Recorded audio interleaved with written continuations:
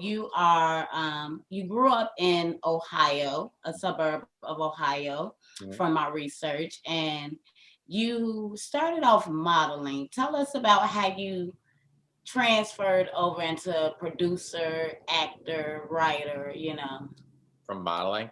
Well, modeling was about 4,565 pizzas ago, and Yeah, about you modeled for one of the biggest about companies 17 concrete here. trucks of mashed potatoes, and like that was a lifetime ago.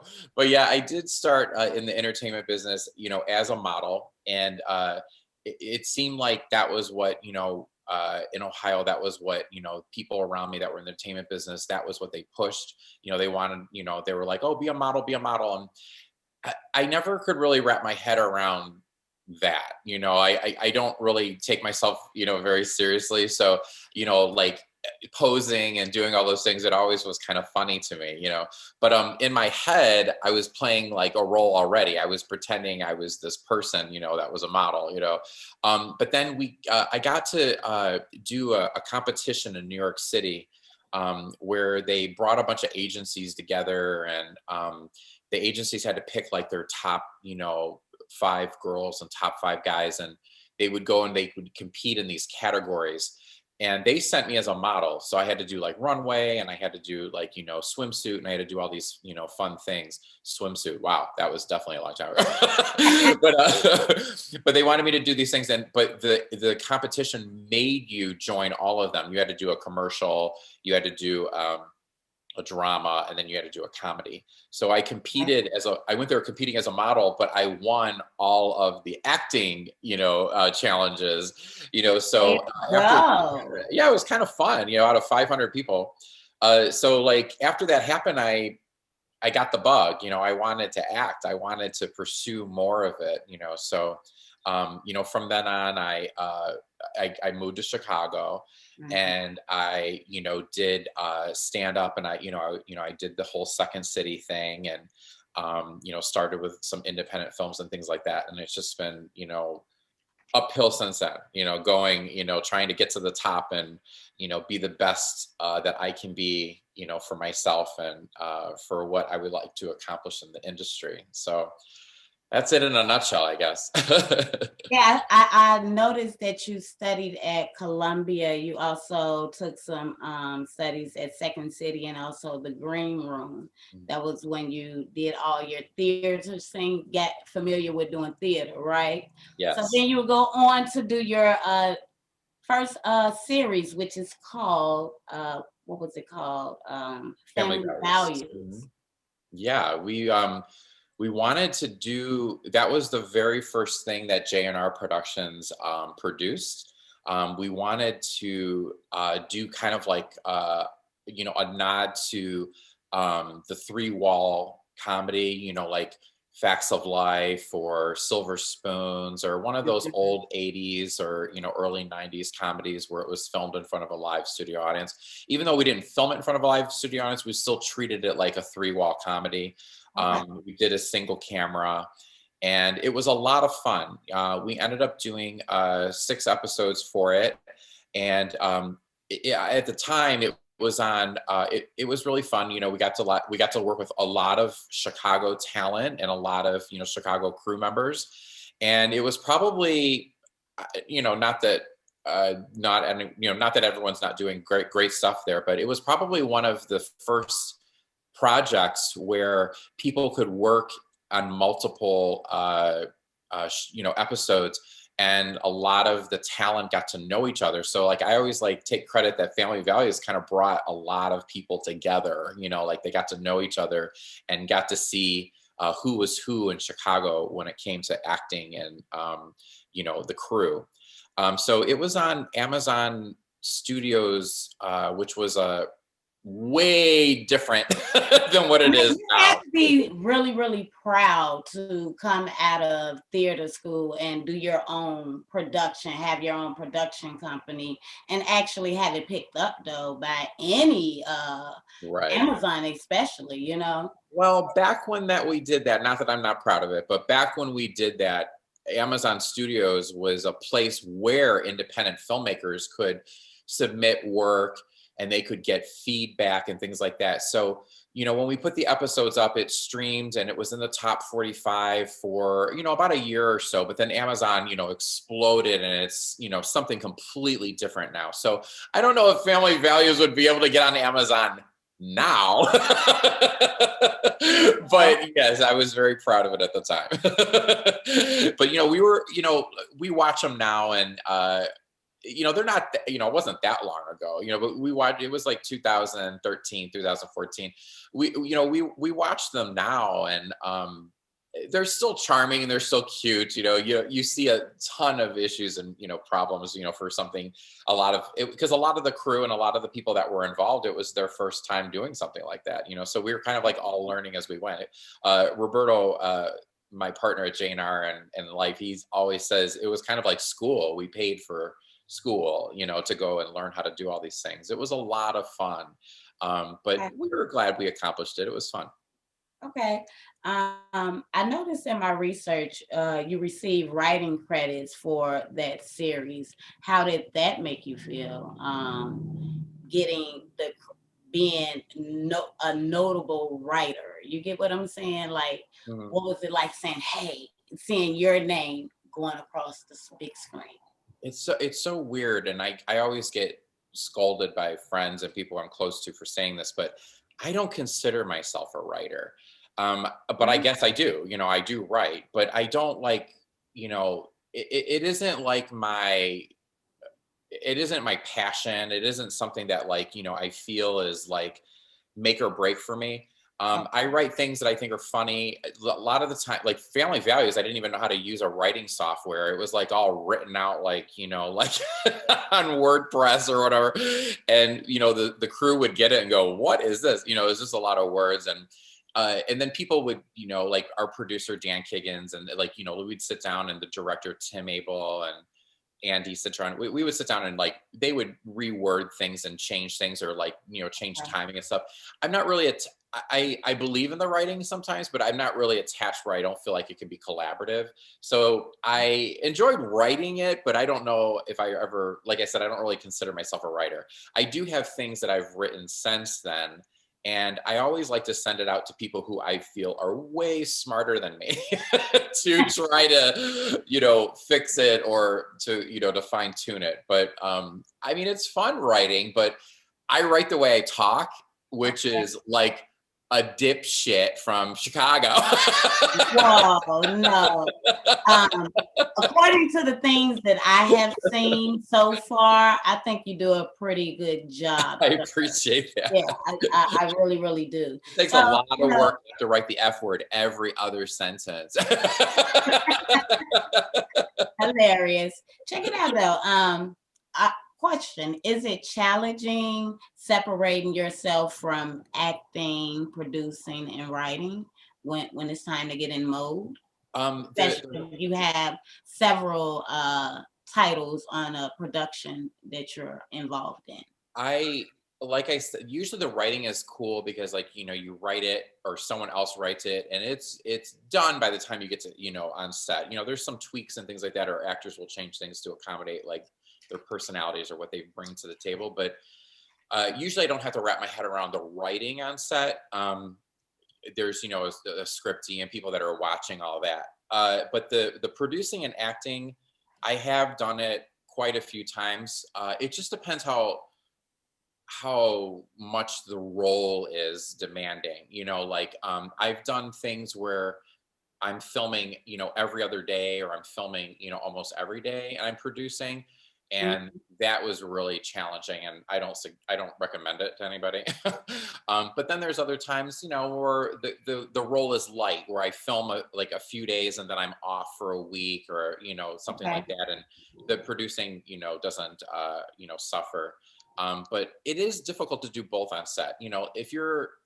Especially if you're a creative producer or you're a producer that's running the everyday on the show. If having a role at the same time is it is really challenging. It takes a lot, and I hope it doesn't show, but I always feel like something suffers from it. You don't like, I'll see the role and I'll be like, I wish I would have done a little bit more with that, or something will go wrong behind the scenes. I'm like, well, if I wasn't filming, I would have noticed that. So I always feel like it's difficult. It's possible, but it just depends on Oh, how meaty speaking the of, role. oh, I didn't mean to cut you off. No, I'm Speaking good. of it, when it get difficult, things do get difficult, how do you manage the difficulty? Like, what is your muse or your inspirations that you turn to help you get out of that spot? Booze. No, I'm kidding. Alcohol. No, I'm kidding. It's a lot of it's organization, and I learned very early that if you're producing something and you're acting in it or you have a role, you have to have a strong team around you, because like I used to try to do it all, but like now if I'm on set and I'm an actor, I'll tell my team, or I'll tell my supporting producers or people who are co-producing with me, I'm like, I'm acting today. I don't like you. You got to take this off my plate. You got it. You Right. don't come to me for anything. And that really helps. Like you have to have a strong team around you if you're doing multiple roles, on a set. So usually that helps. And then usually I produce with, like, for instance, I produce, quite a few things, where we have a lot of things going on, and we've done a couple of projects.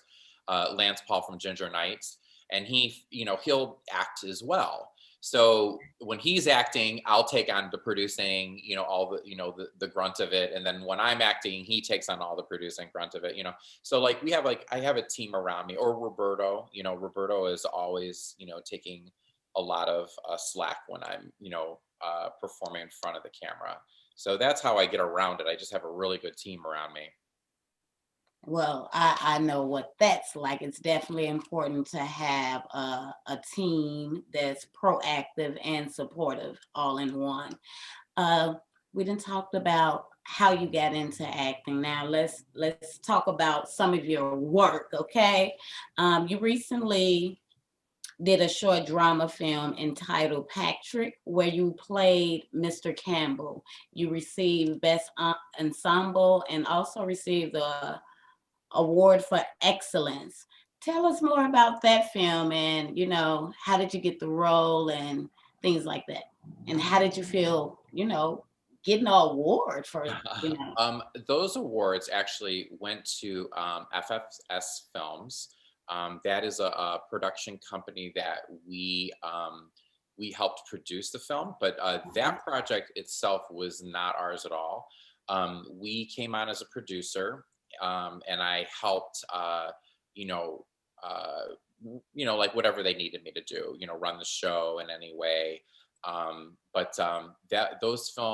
That film is doing really well with the festival. It won so many awards, and we're so happy for Adam and Caitlin over at FFS Films.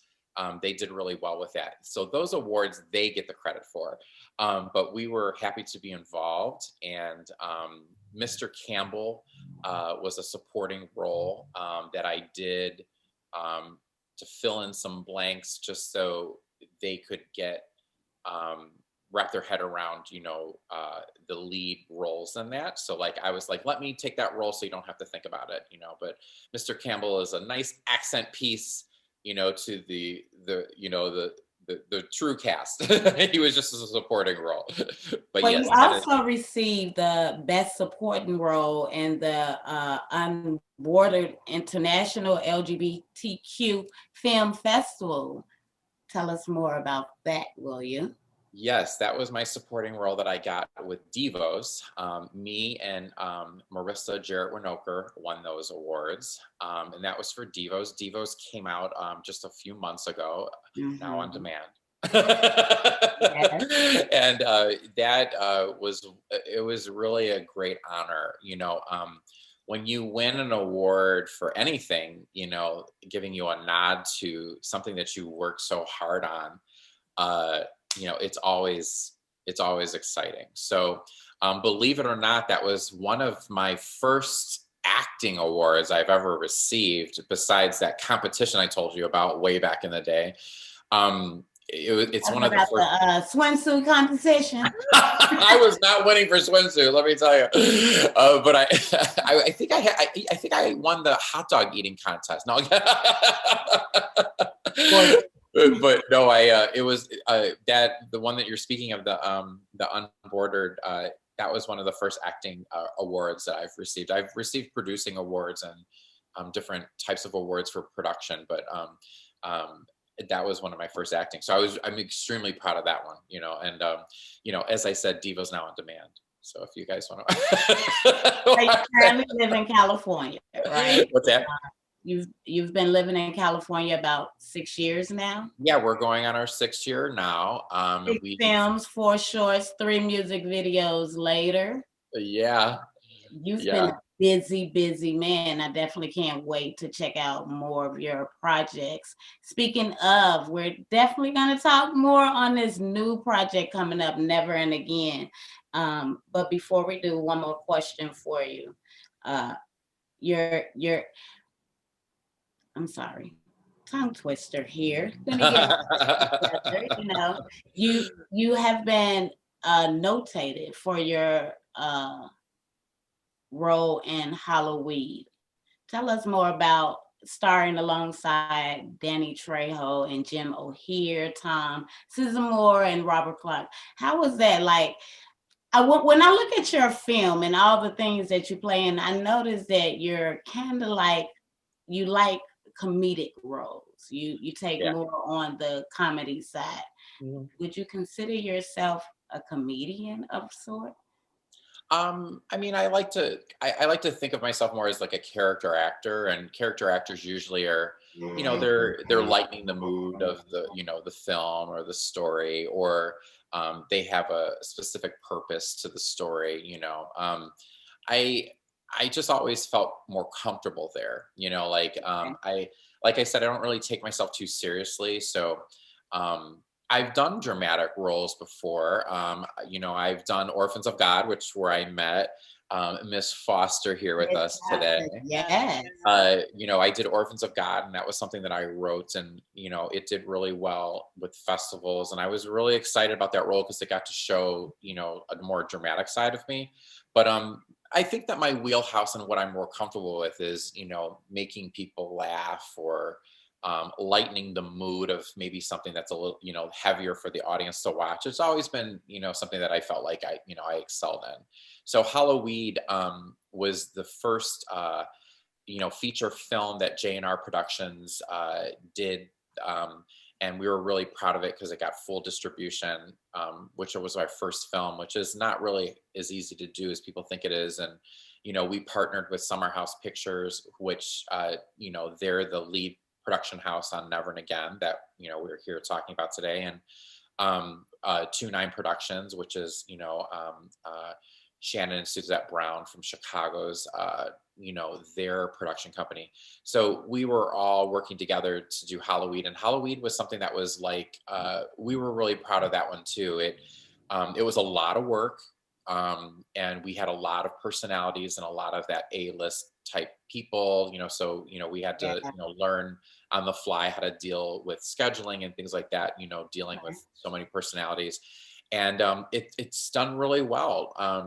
Halloween is like, we've trended every Halloween season since it's come out. So, you know, it's kind of like this, you know, dark horse cult comedy. Especially, you know, now that they're legalizing marijuana everywhere. They like, we were cutting edge, ladies. Yes. We were smoking the reefer before it was legal. You know what's funny, Jayson? I thought I was the only person still calling reefer.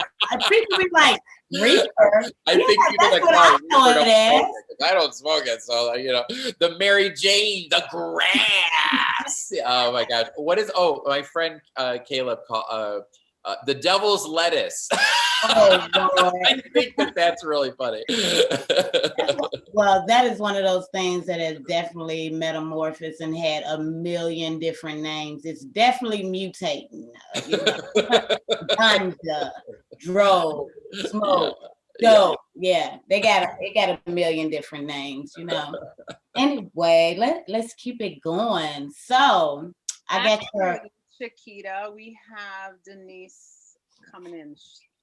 yeah, that's what I was just about to say. Let's keep it going. I got your co-host about to join in momentarily. Give me 1 second while I bring. We're gonna tap into her. Our beautiful lead actress from Never and Again. Yes. Give me 1 second here. I am bringing her in right now.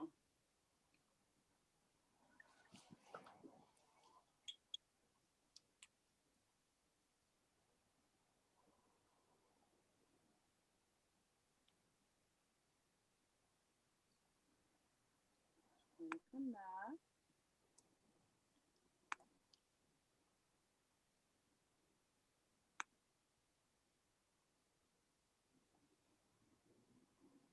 It's having some. It's not letting me post it on Facebook.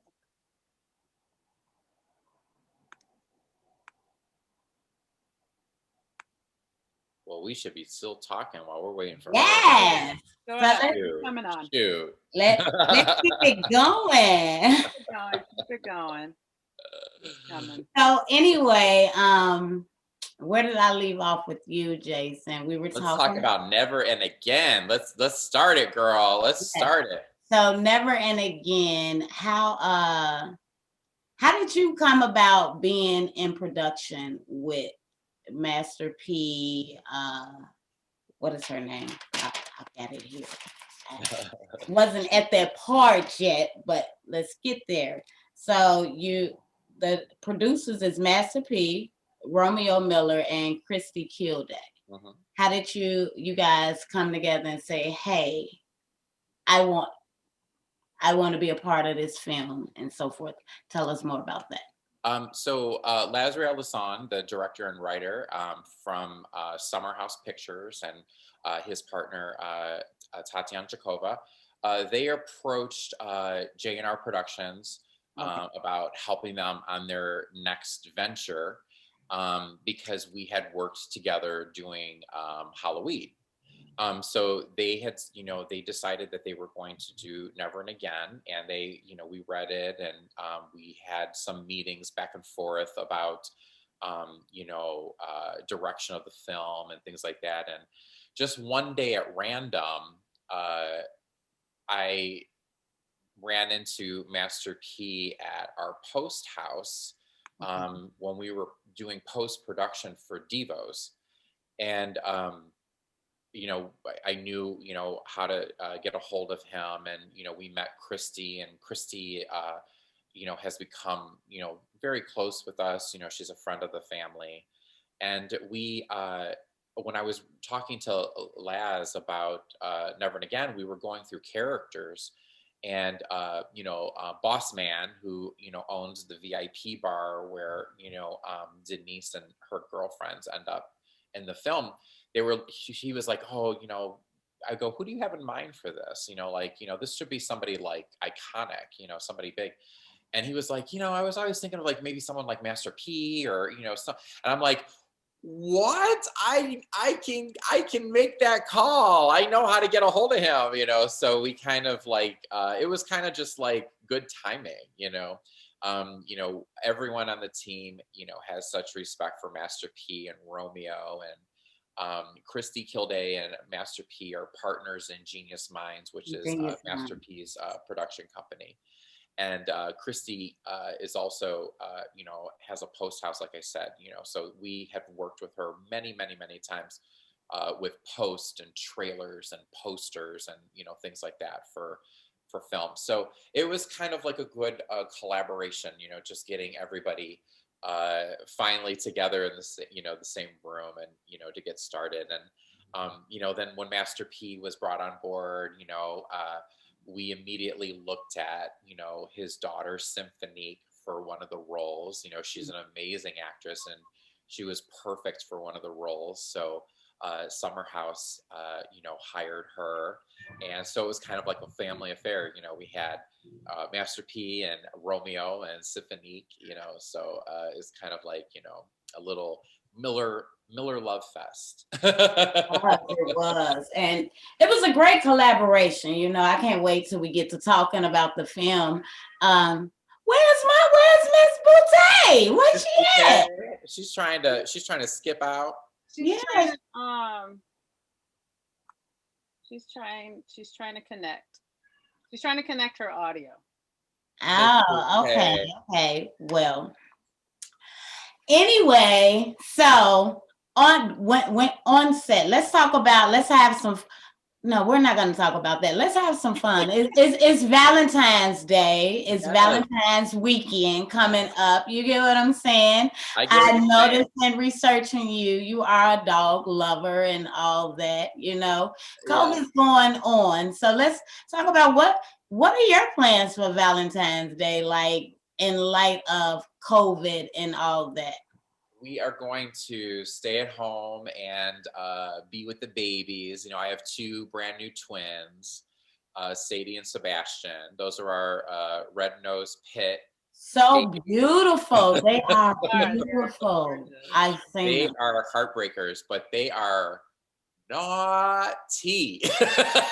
They are everywhere. We have like a big house and like you hear and they're gone. They're like, you don't know where they're at, what they're doing until you step in it. That's why I am a cat lover and I prefer not to have the dog because we don't have to clean up any mess. We got a lot of mess. Yeah, they don't do as much as a cat, but they're doing really well. We've had them way too young. We had them like when they were, I think, 4 or 5 weeks old. They're not even supposed to be away from their mother yet, but the mother wasn't doing well, so they had to get rid of the babies. So we've been nursing them and taking care of them for a long time, so they kind of got a feel for the house, but their world is getting bigger and bigger, so they get confused and they're trying to figure it out. So if they're upstairs, they're like, I have to go to the bathroom. Where are we? They're trying to figure it out. So like they're like, this looks good. We're just gonna go right here underneath the coffee table. No one will ever see it. So you just have to have your eyes on them at all times. They're just like they're like real children. Yeah, you have to like keep your eye on them at all times. But we love them. Real children. They're bear watching at all times. Like they're getting us through COVID, so we're good. One of the things I want to touch on since I brought up COVID, and I can't call the name of it. You guys produced a film that's kind of like when I was reading about it. Reminds me of what we're going through. It was a 90s film, a flu breakout or something, where 90%, it took out 90% of population. Oh, you're talking about Red Death. Red Death is in pre-production. We haven't started shooting it yet. Due to COVID, it's so funny, due to COVID and things that have happened, it was delayed. So Red Death is exactly what it's about. It was about a virus that. Oh, how ironic, Yeah, it was really weird. We thought that too. And so like, we're even wondering like if we should go back and tweak it and kind of make it more relevant to like what's going on right now. But that was, Red Death is exactly that. It was about a virus that took out about 90 or 80 or 90% of the population. And that the funny part is, that might not be so funny, but the vaccine that they come up with, when they inject it in certain people, it makes them kind of like rabid, so they're it's not a zombie, but that type of feel where the normal people are fighting the people that have had the shot. And I'm like, oh, I hope that don't come true in the script. I hope that doesn't come true. Man, I mean, because they I'm psychic. I wrote it before it happened. How are you feeling about the vaccine? Are you open with getting the vaccine? I mean, I feel like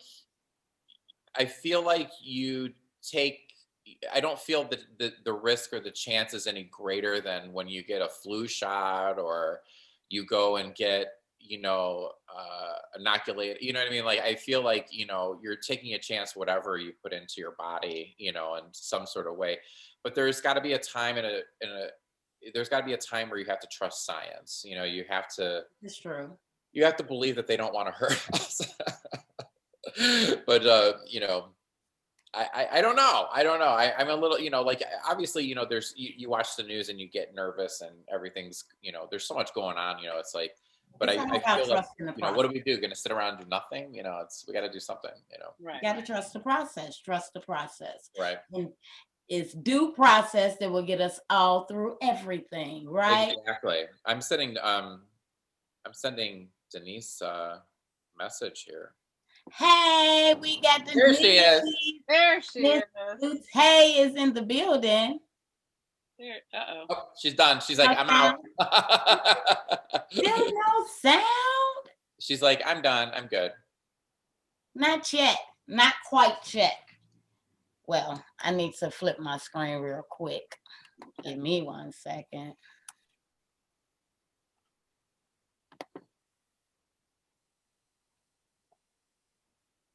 It's so funny how we've all had to adapt and make these, like, we all had to become Zoom producers during all of this. So I like to say that COVID has definitely enhanced everyone in some way, more so than taken away. We've gotten more in tune with our creative side. We've gotten more in tune with family and family values, and the simple things that we take for granted in life, I like to say. So, Denise, are you here? Can you see me?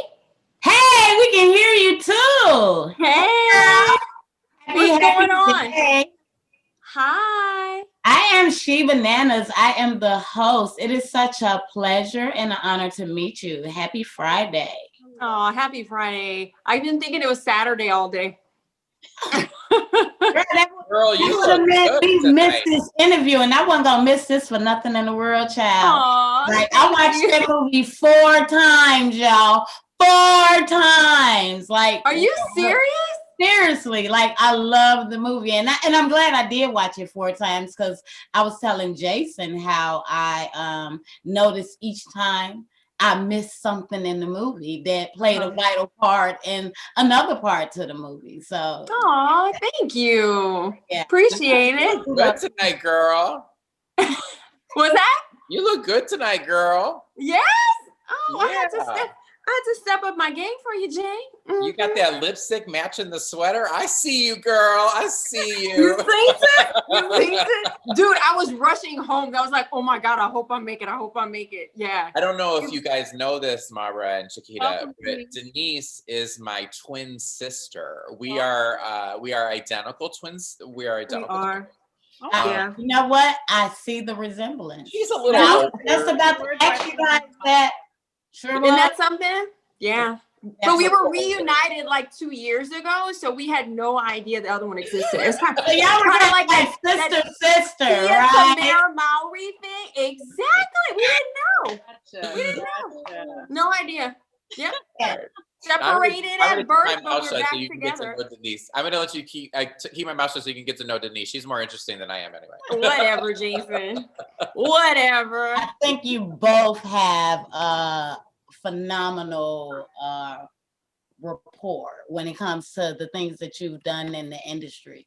So, Miss Denise, Miss Boutte, like, you are the lead actress in the film that we're here to talk about, Never Again, Never and Again. We're going to talk about that later. But before we get off into that, the people that's tuned in on the live that may not be familiar with you, and if they're not, shame on them, because, like I say, you've been making a lot of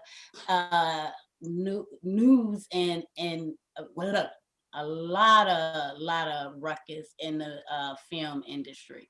And when I say that, like, you started off in Meet the Browns as Sasha Brown, right?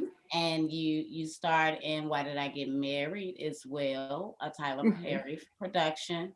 But before you got into film, a lot of people that don't know who Denise Boutte is, tell them about who she is. You grew up in Louisiana, Maurice, Louisiana, and Oh you yeah. actually went to school to be a doctor, and you wasn't feeling that. So I No. learned that you tried marketing, and that wasn't it either.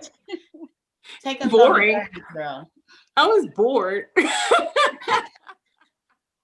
I'll be honest with you. No, and here's the deal. I don't know if you saw that, but before all the Why Did I Get Married stuff, just to let you know, because folks think that you all of a sudden have, some, decent credits or whatever. I did a few horror movies, and I probably shouldn't even mention that because there's some blackmail material out there. I know it.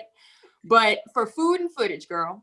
That's the thing. People don't understand. Yeah, I mean, they come out here and like, oh my God, I'm gonna be a star. But it's like, no, boo. Before you get in like the union, even after you get in the union, there's like sacrifices you have to make to stay relevant. But yeah, I did some very interesting horror films. And yeah, you know how the black girl usually get killed first. So you didn't last very long. Them was short-lived. Yeah. You want to know why they were short-lived? So you can be this longevity that was coming, honey. I got slayed, girl. I got slayed. So needless to say, and a vampire with a lisp. That was the best one. Because the teeth, you put the teeth in so you can't talk. Yeah. Okay. So anyway, yes, I grew up in a very small town.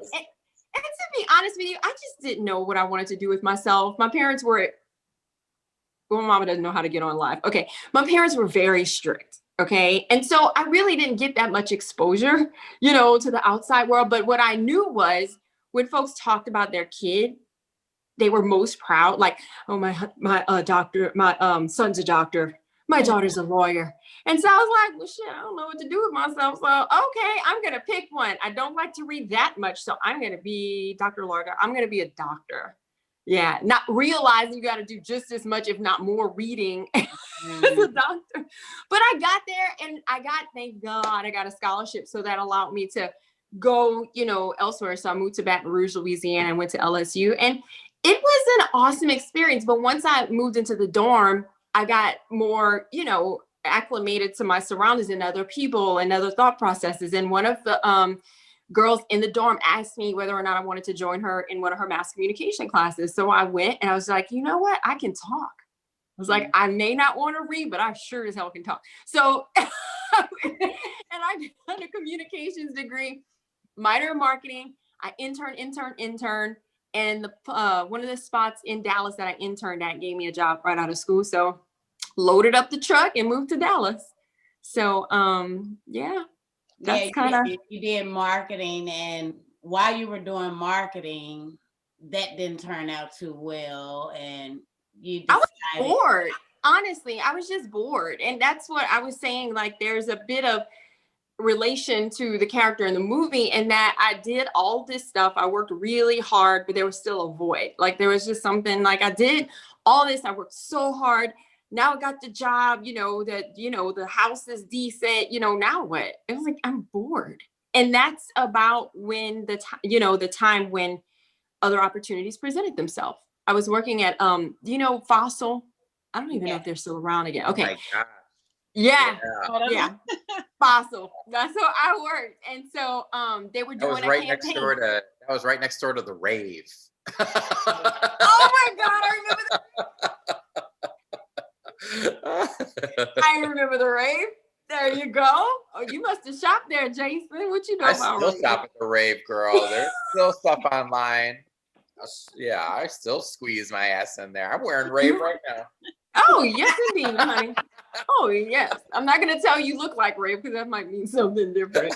Yeah. It's like Forever 21.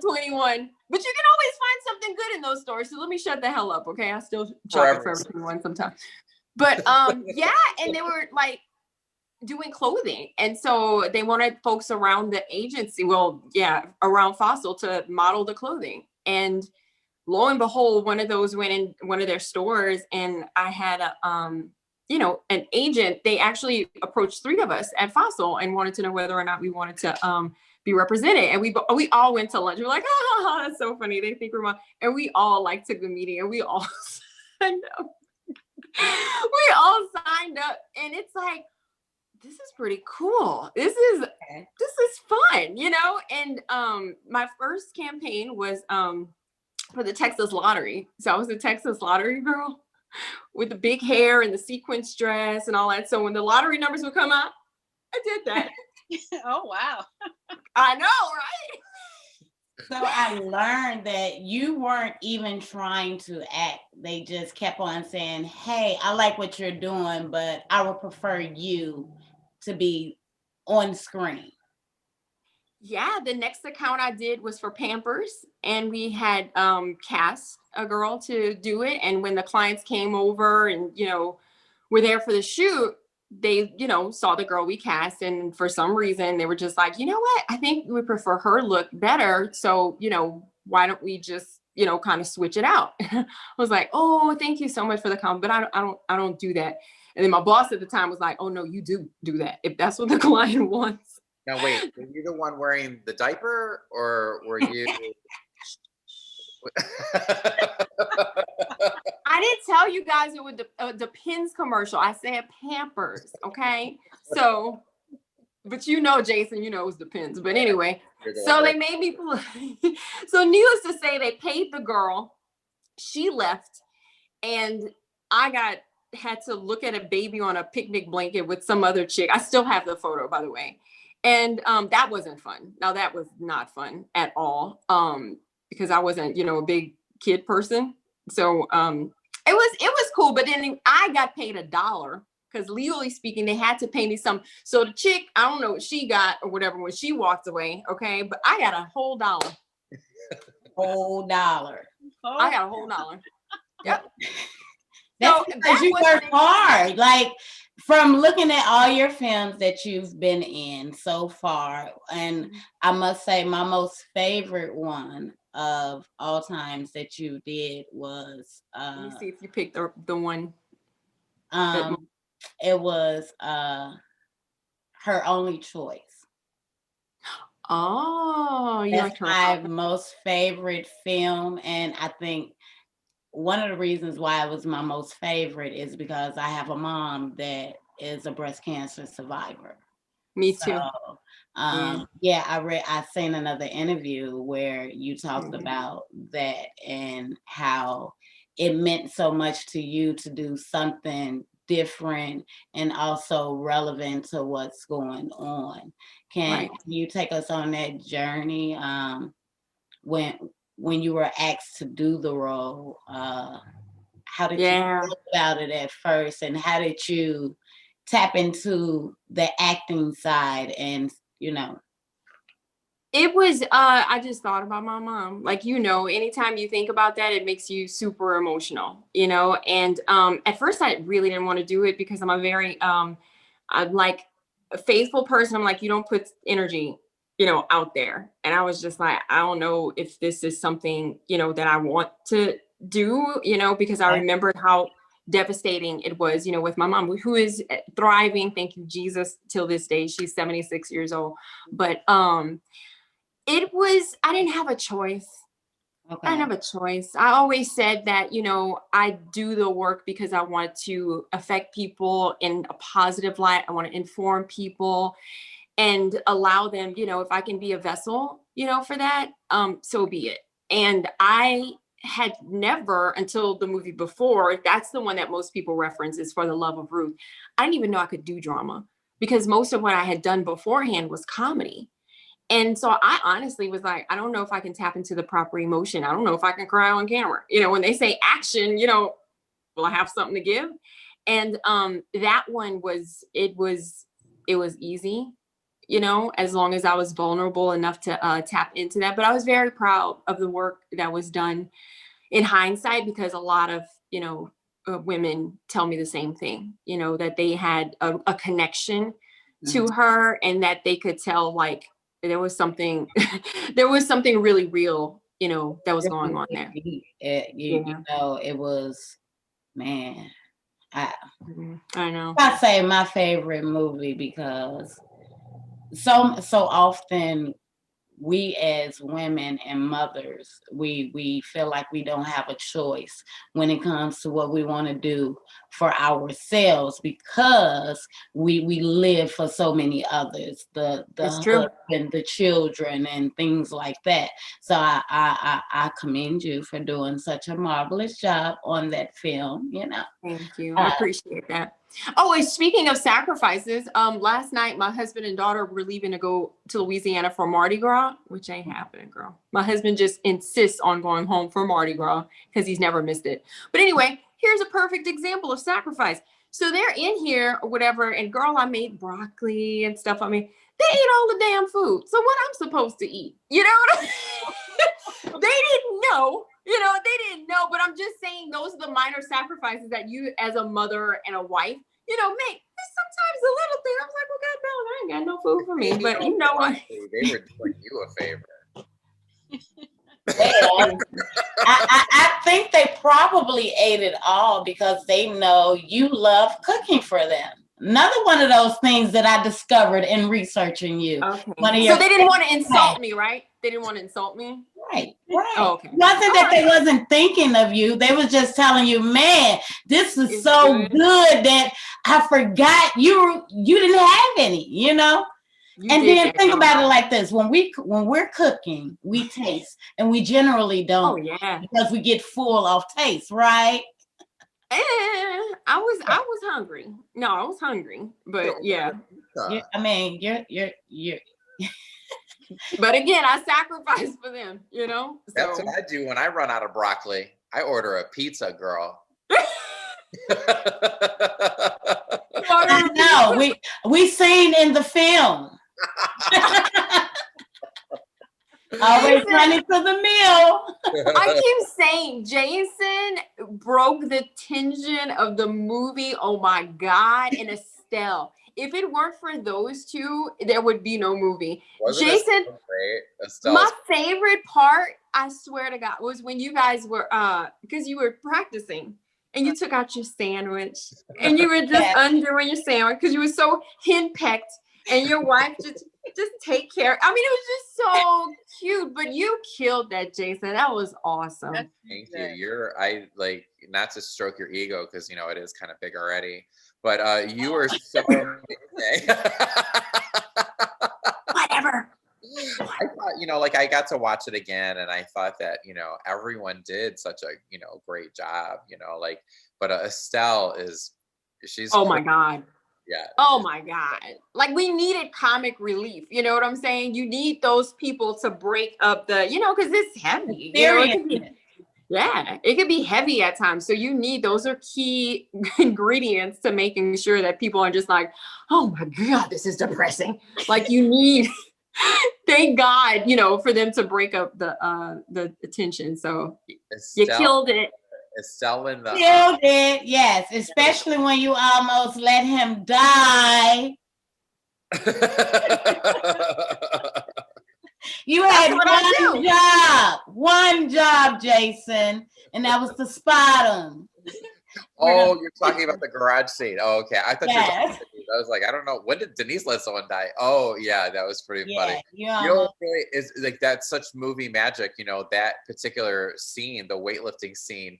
It was so fun because like all those weights are fake, like the pole is like less than 2 pounds and so like we had to like make it look heavy, which was really fun, but like it was nothing. It's styrofoam, you could throw it up in the air and it would go into the roof, like it was so fun watching that scene because like I'm like, is this gonna look real? Well, that's a testament to your skills because it definitely looked real. Yep. I can make weights look real. Yeah. That and Jayson knows how heavy a pole is supposed to be, so he really had to channel some things to make it look proper because he knows. It's been a really long time, so that was some acting. Yeah. Okay. I'm just saying.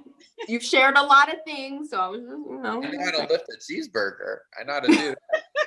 So, Didn't for seem those of familiar. you guys who are just tuning in, we are live right now with Jayson Bernard and Denise Boutte.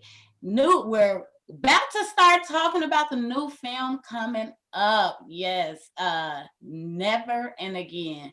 It's a romance available on BET Plus and on Amazon Prime, right? And when I say this is a movie that you guys must check out, is definitely a movie that you need to check out because it touches on so many different elements that we face in life today when it comes to falling in love, falling out of love, trusting, support system, friendships. So many different themes are tapped into this one movie. Yeah, so it was produced. I mean, the director is LazRael Lison. Did I say his name right? Lison. Lazar- Yeah, he'll like the Listen. fancy. Yeah. Lison, and the producers are JNR Productions, of course, you and your husband Roberto, and also Master P, Romeo Miller, and Christy Kilday of Genius Minds. Tell us about the film. Like, how was it on set and getting ready for each one of your roles? Denise, you first. Me first? Yeah. It was a very you have to have the right environment, and as you can see or whatever, the ensemble, I mean, everybody played their position like nobody's business. And Jayson, I have to give you kudos because Jayson was a very big part of why I was even cast. Okay, so Jayson was a very big part of that. And again, you have to have some sort of chemistry, or you have to fake it and create it. But I'd worked with Christian and Jackie before on another film, and we run into similar circles or whatever in the business, from parties to, premieres and all that fun stuff.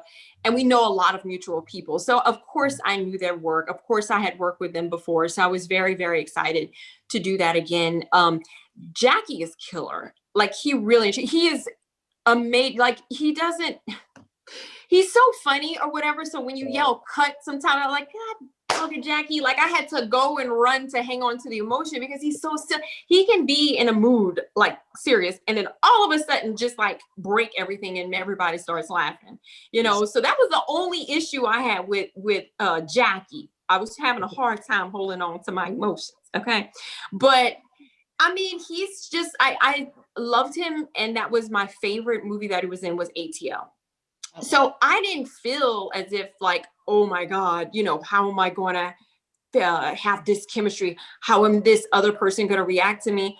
I mean, I knew I was in great hands. I knew we were good. When I got to set, Laz and Jayson, all the producers created a very safe environment, and we felt the liberty to just kind of free fall. You know what I'm saying? Okay. And so you didn't feel, judged. You didn't feel like nitpicky. They were trustworthy of us enough to allow us to make those choices on our own. Because I always say, I'm a control freak. Jayson knows that. I'm a control freak. I come with, highlights and notes and, all this stuff. I walk on set with my, pages and stuff.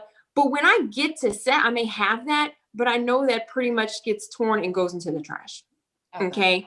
Because you have to be vulnerable enough to just drop all of the preconceived notions you have and interact.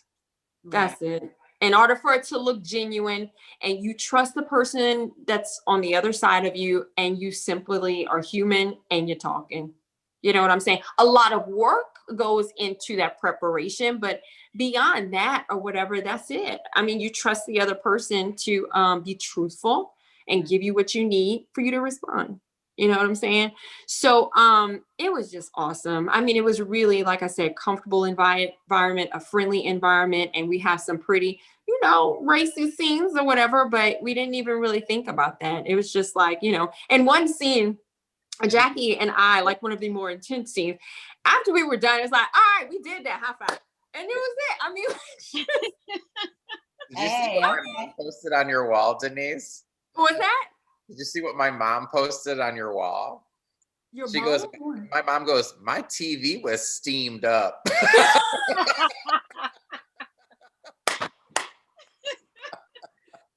Not. Of course, that's your mom. I know. I'm like, I told my mom, now mind you, she doesn't even know what BET Plus was, but you know, she has face like, ooh, baby. I saw that post on Facebook. What you doing, baby?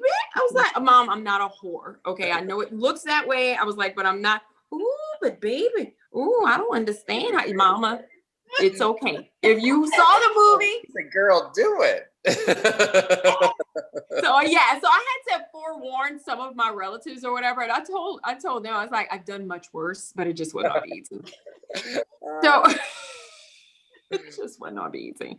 But yeah, it was fun. It was really an honor and a privilege. And it was just, you know, and I knew from doing emotional stuff before, I was like, okay, I got it. You know, once we're in that moment or whatever, I mean, I wasn't my worry the way it had been before. So Wasn't she, ladies, wasn't she great in it? She was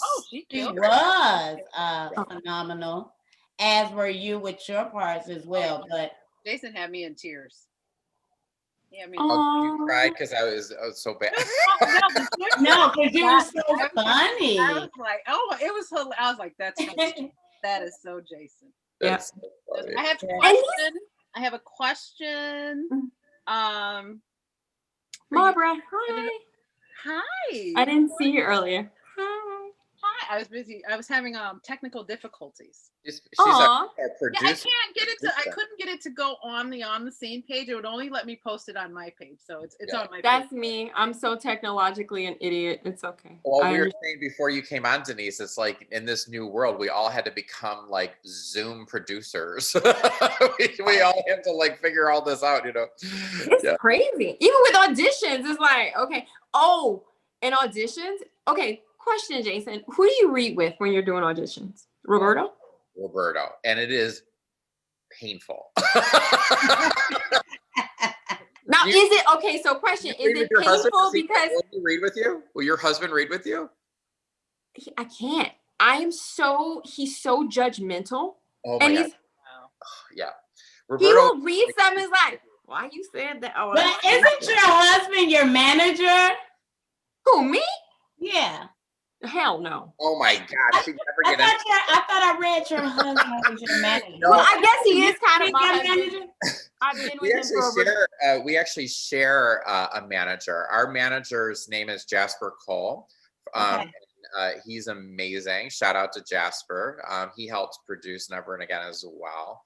And then he also is an associate producer on another film that me and Denise have coming out very soon, hopefully, Kombucha Cure. But that's again, kudos to Jayson. I was about to bring that up later too. Kudos to Jayson on that one too. So but that's another reason why Denise and I know each other and we have such a good history is you know, we're basically in the same management family, you know, so also Ralph taking some of my questions away. Oh, I still have one for both of you from a couple my bad. But finish. Go ahead and finish. Well, I was just saying, I take my auditions. I put it on a little, whatever you're gonna call it, those little tape recorders. Okay. I do, and I save my words, and then I leave space for mine. Oh wow! Okay. Do you know the reason I'm laughing is because I've actually thought about doing it. I'm like, how can I make this right where I don't need him? You know what I mean? Like Roberto. I feel so judged with him that I'm like, it can't be worse. And so what happens is one of the cast directors like, whenever Denise starts a scene, it's very distracting because there's like this beep. Like there's this beeping. Roberto does not want to do it. Like I am so fortunate because like we moved into our new house and there's actually a producer across the street and like we've become really he's from Patrick, the film that we were talking about earlier. Oh yes. Uh-huh. Roberto will go, call Adam and have him read with you. I don't want to do it, because I'll be like, can you show a little emotion? Can you speed this up? Can you, because he reads it like, you would read like a newspaper. You know what I mean? I'm like, you got to give me something. You got to give me some juice. You got to give me something. And he's like, and then I pulled out the gun and shot him. You know what? But I'm like, what the heck? I'm like, you just shot me. Like, let's hear it. They'll be like, hey, buddy, get out. Oh my God. I cannot. Well, I will tell you what kind of tape recorder I have, and I'll teach you my method. Oh my gosh, I need it. But luckily, Adam across the street, usually I'll call a neighbor. I'll grab the mailman before I'll ask Roberto. He hates doing it. He hates Oh it. my God. Yeah. So that was just a personal, thing that I had to share. I love that. I love the record. I actually want to see you do that. I want to see it.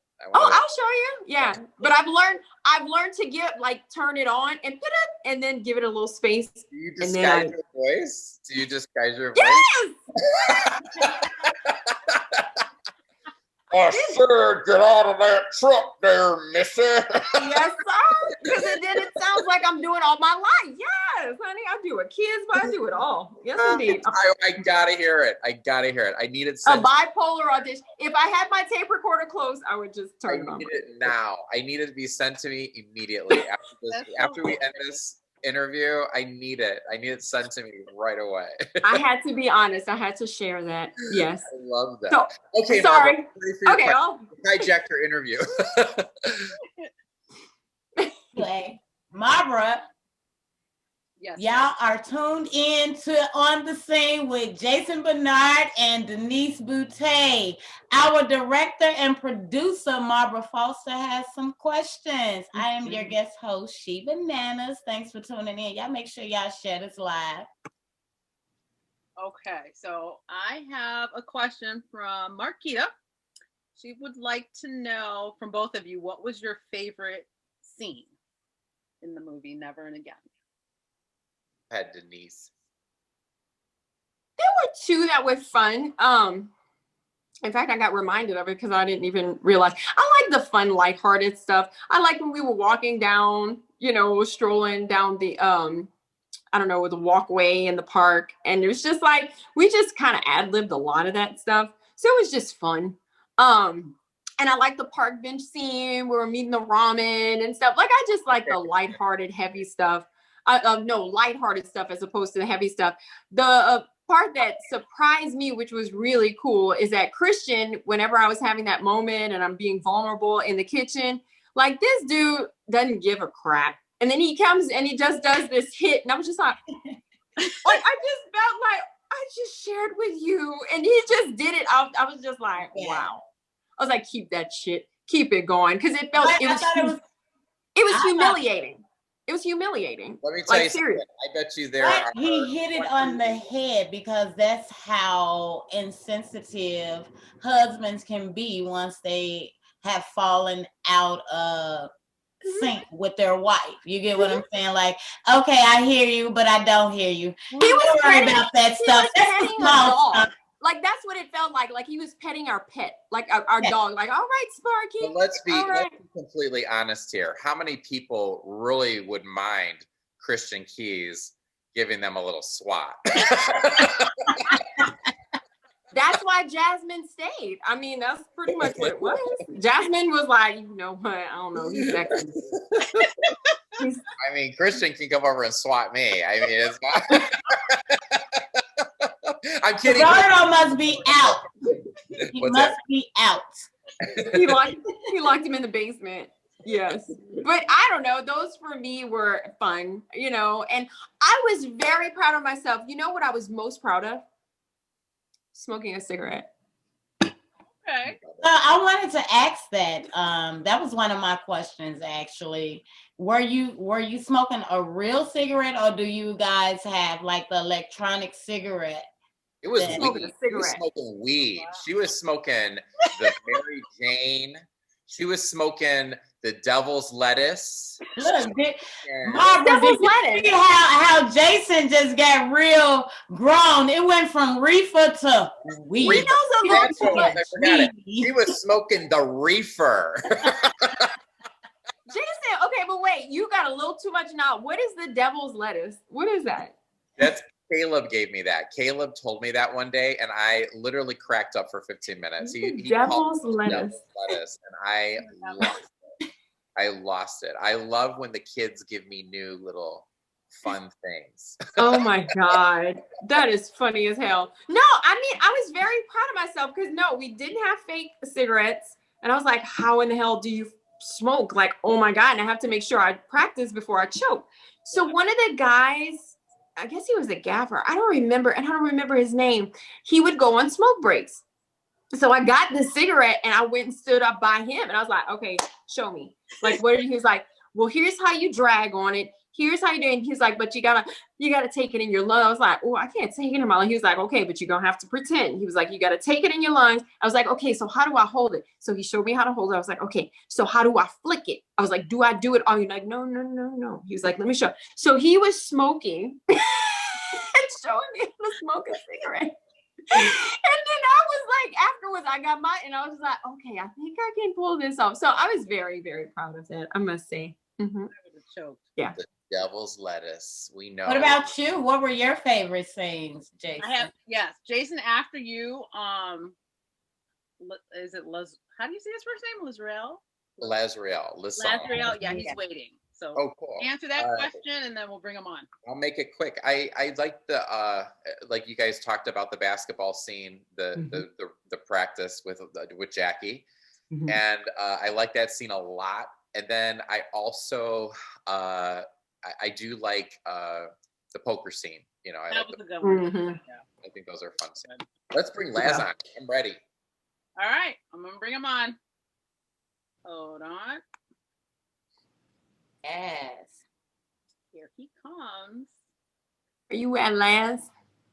LazRael.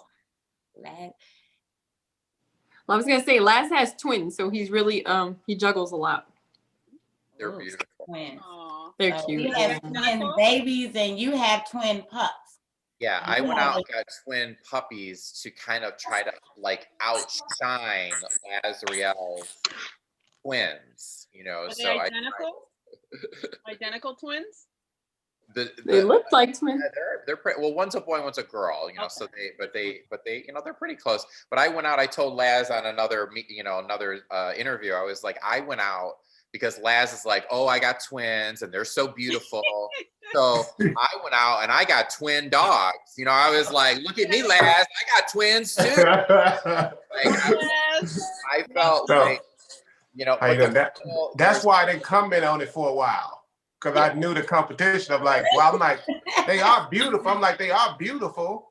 So I'm like, you know. Laz is, I'm going to be the first person to say it, like, you know, to the world. Like, these kids are gorgeous. Like, they are going to literally be like supermodels. Like, they're like, his son is going to be like some famous athlete. They're beautiful. And like she's gonna like rule the world. They're trouble. Well, like, you know the problem with that, they growing up in LA, so I'm just trying to avoid them being like a Kardashian. How old are they? Good luck. Good luck, Laz. Good luck. They like, Papa, can I get $5,000 for the weekend? Yeah, it's not funny, but And a private jet. And a Yeah. private jet. Papa, can I borrow your car and $1,000? By then, $1,000 ain't nothing by that time. They like, that's like $20 to them now. You know what I'm saying? Like they like 10 grand for the weekend just to go to the movies. Like I remember, like, I used to joke around. I was like, I remember, like, you know, you go and, you know, someone like, you know, on the streets, like a homeless person or something, they're like, can I borrow a quarter? Can I give it $1? And, you know, like, now it's like, can I get $20? You're like, what? Wait, And then 20, they only ask for 20. No, $20 is no money to children nowadays. They want more. They walk around on an iPhone at 3 years old. I know. Try like, buying a 3-year-old an Android. They're gonna look at you like, what's this? and they know how to work it better than you do. I They know. do. They do. They do. Laz, welcome to the party. Welcome to the party, Laz. I'm happy to be here, man. I'm happy to be here. Yeah. I've been watching some of the interviews, so that's cool. Yeah, so for those of you who are just tuning in, this is LazRael Lison. Did I say that right?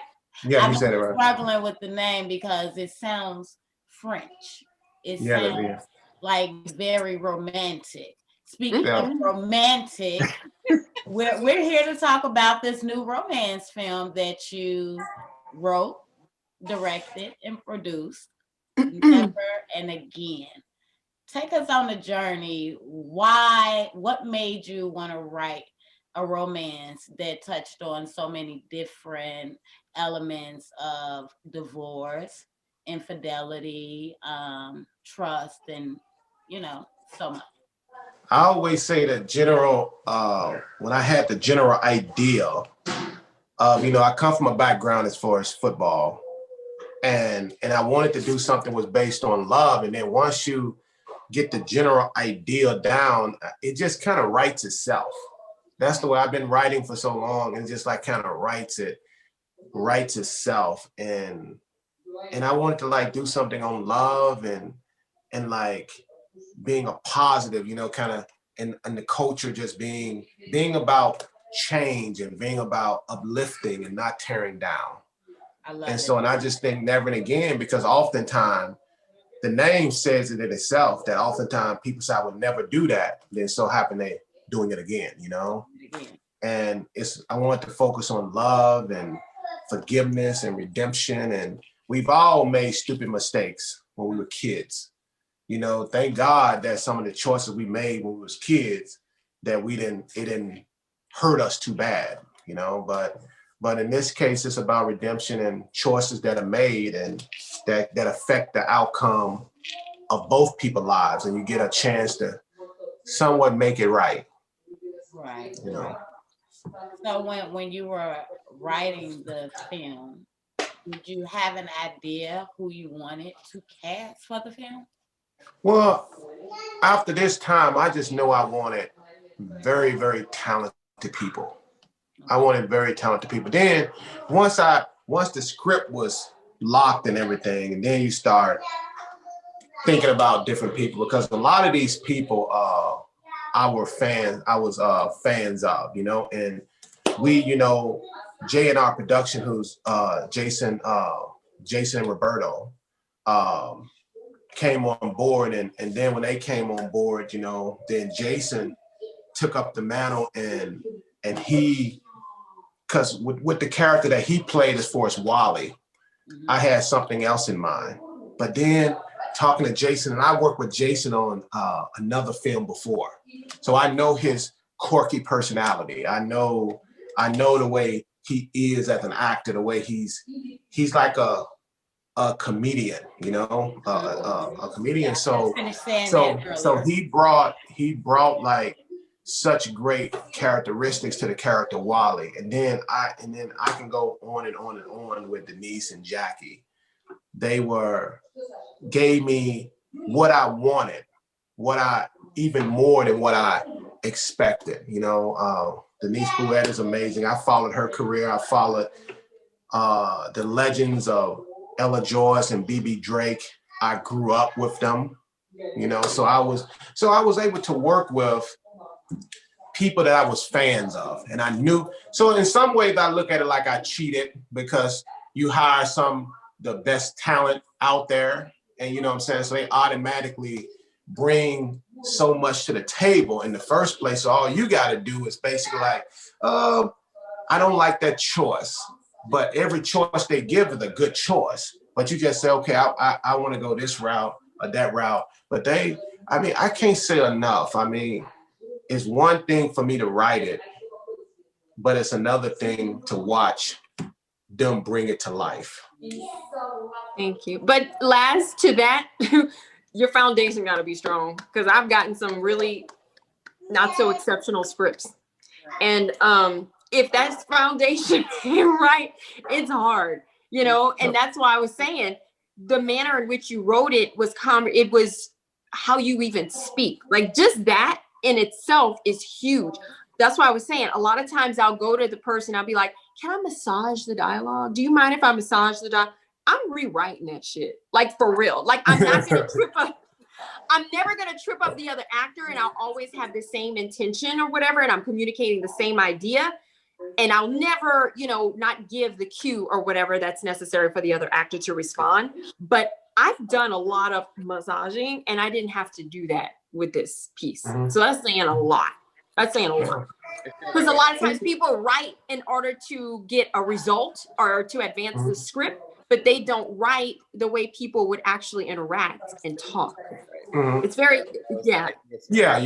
I told, you know, and like I say, when it come down to writing, it just, I try to see characters three-dimensionally. So I try to make the character as detailed as possible to give the actor something to work with. But then again, I guess once we start shooting, I forget because y'all become the character. And it becomes so much more than even me as a director. I'm like, do not cut, let it keep rolling. Then you're like, oh, should I keep going? Should I keep crying? Like, yes, keep crying. Like, yeah, thanks, Laz. You should say it. Like, and I was know like, you can use. I gotta mention like the car scene. I don't know, Barbara and Chiqueta, if you're like the car scene. I don't want to give things away, but when Denise's character, or I'm sorry, yeah, when Denise's character goes into the car and she cries, like we're all sitting there watching Denise cry on set. We're like, this bitch is gonna cry for 6 hours. Like Laz was not calling cut. Laz kept going. We know how much I got to get. Going and going, and we're like, her lashes are falling off. I'm like, oh, we're getting into ugly cry. Are we gonna? But wait, not only that, but I felt like I was getting dehydrated. I was like, I got some more tea. But the funny part is, like, I believe what is in the film is like the tail end of your yeah. So like it was like that whole buildup. So it was, it was good that he, that Laz let it run. But the day that we did that, I don't know if you remember it, like it was long. You were in there a long time. Like I remember. You're on set and you're kind of like uncomfortable. You're like, ooh, she's is everybody, does anyone need a hug? Like, are we? I think it was one of those moments where like the whole set just got serious. and someone may have went over there and hugged her, like when I'm like, it was, yeah. But that's the only thing I did, was she rolled out her window. I go, you okay, bitch?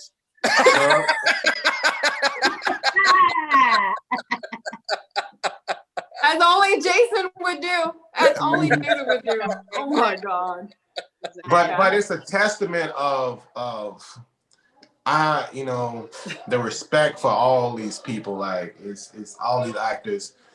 I can't say enough. I think the film is a testament of the commitment that people gave, and it was a surreal experience. And I'm so honored that we can be a part of creating something that in 20 years, who knows, we may be still talking about it like we're talking about Loving Basketball, like we're talking about some of the great movies that we all remember 20 years ago. And it can stand the test of time. I told you, I've watched it 4 times already. I just watched it 4 times already. I think I'm gonna watch it again because each time that I watched it, I noticed something that I missed. That blink of an eye, like, oh, now that makes sense. I love the whole dialogue because it's raw realness, when it comes to relationships and just not doing the right thing or trying to fit in society as a whole. So, and you know what? Testament to the kids, because they're the ones who open it up. So you got to make sure that they're strong. So people are like, this some bullshit, and just turn the channel, So if they weren't on their game, you won't even progress or whatever to the next part of it. So they really turned it out in the beginning to make sure the audience wanted to continue, you know, to watch, because folks have a lot of choices these days. With And all then these I think, and then I think that's something good for parents to see that your kid, you better keep your eye on your kids, because that's what they may be doing in church. Right. Look, because my niece was watching it with me the last time, and she like, what are you talking about? I'm like, they in church about to get it on. Like, oh yeah, your secret's safe with me. Oh, okay. I'm like, oh God. And then Ralph so eloquently like shuts it down. I was just like, Ralph is like another level of Billy Porter to me. He is hilarious. Oh my God. He is, and you always got that Ralph in church when you're a kid that's so serious. Ain't getting paid a dime, but you can't tell him that, you know. He is, because he's like the father figure to most of these young people, you know. So it's really Ralph is, I don't know, that's more than what he was so amazing. That's where you learn that is no such thing as a small role in a film. No such thing. Yeah. Very true. Sometimes less is better. You get what I'm saying? Because that little bit of part, that little part can be such a big focus. You get what I'm saying? And that's all someone will remember. That's what I keep trying to tell myself about food. Less is better. Jayson, I can't with you. It always reverts right back to food. I know. I've been doing for an hour. I usually eat every 10 minutes. Is that why we're sitting by the oven? We're waiting on the bean. You killed that role. That whole entire cast, Laz, was just like perfect. And you know, the thing is, it's like everything that was going on in the movie, you know, there's someone out there that could relate. What Denise was going through. It was just, you know, because I was crying with her. At some of them parts. I mean, Denise, Vanessa, you know, because like the Vanessa twin. The conservative friend, yes. And then you have my Jayson over here that just, oh my God. There are some funny ones. You know, like just want to shout out to like perfect he was perfect for that role, because I was like, that is so yeah, it's a lot of funny parts, you know, with Jayson, a lot of funny parts. So I just want to shout out to like, you know, Estelle Henderson, she's amazing in it. You know, Christian Keys, Vanessa Simmons, you know, there was some really great, you know, actors, and like, hey, I had the Bishop Magic Don Juan in there. I'm like, Lord. Bishop was on set. Bishop was just like, that was a whole experience on set. Bishop was challenged. It was challenged. Can I say something? You know, when I moved. Oh, sorry. Joyce, BB, you know, BB, everyone just really brought their A game. You know, like everyone was really professional, and they, you know, Corey White and Denise Garcia, who play the younger versions of, you know, Denise and Jackie. Everyone really came to set, and they really cared. You know, they didn't, you know, they didn't wing it. You know, everyone put the time in, and they really did a good job. And I think that is why everyone is enjoying it so much. So I just wanted to make sure we gave a shout out to some of those people. Estella, I think that's one to watch. You know, yeah, absolutely, you know, she is absolutely. You know, so yeah, the scene in the gym was like pretty awesome. Yeah. That was pretty good. That's my favorite. That one scene, the scene with you and your girls at you guys working out. I can barely hear you. What's that? The scene with you and your girls when you guys were like working out at the gym. I like that one. It was funny. Yeah. No, and Estella, like, she stole that part. Like, it was awesome. The way she was flirting with the guy. I mean, dude. But it reminds you of when you and your girls go out. Everybody has that one girl that's single, and you know what I mean? Get it in. You have the one that's dating, the compulsive dater, and then you have the married one, you know. There you go. Yeah. Oh yeah, she was trying to get it in every chance she got. So it's like, My favorite about the exercise scene is that none of them are doing anything. Like Jayson. Kind of reminds me of your exercise scene, huh? Well, I was moving in my exercise scene. I was. No, that's hard, Jayson. Planking is hard. I'm just letting you know. I don't plank. Okay, that's not my that's not my mode. No, that is. When I had to run across the basketball court, I was running in the basketball court. I know everyone thought that was a stunt double, but that was actually me. For real though? For real? Jayson, I can't with you, Jayson. Did we lose last? Did we lose him? We lost last. I think he I'm here. Video. I'm here. Yeah. So I'm here.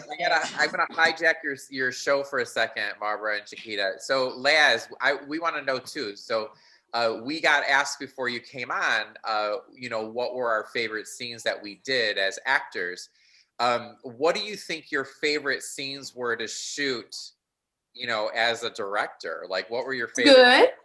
Yeah. As far as powerful, I think that one of the most emotional scenes, something that was so simple and it's powerful in the film, but it's one scene where I cried on set was when Jackie was beating on the door and Ella Joyce grabbed him and pulled him in the house. That scene right there was like so simple, but the way she grabbed him. Yes. And that scene right there actually brought tears to my eyes, That brought tears to my eyes. Something so subtle and so small in the whole context of everything. But it was, and then, it's other ones too. It was obviously, when the abortion happened, it was so many fun scenes. You got emotional, then you got fun. Right. But it's fun. The gym scenes, and a lot of times there was the gym scene with the girls because I knew the whole context of the way it's gonna be edited together. So it was funny because I knew the way he was all on that girl over there, like, but it was just so much. It was just so much good stuff, that, the big guy that when the ladies are hanging out and the big muscular guy that's waiting till he get married. Like that's always That was another good one. Boyfriend. Vanessa, the boyfriend, so but it's so hard to say specifically because there was so many different levels of emotion throughout. And every day it was just something new. And it was some scenes that we shot that I thought was phenomenal that we didn't even put in the film. A lot of it, because that's the way you gotta, like, the film has to move. So you got over 20 minutes of footage that was in the original that was like 1 hour and 50 minutes that got cut down to like 1 hour 29 minutes to make it flow. And it was a lot of good stuff, but we got the best stuff to make in the context of making the movie flow. Well, you can do a Zack Snyder director's cut, and you can add all that back in there. Right. No, that's okay.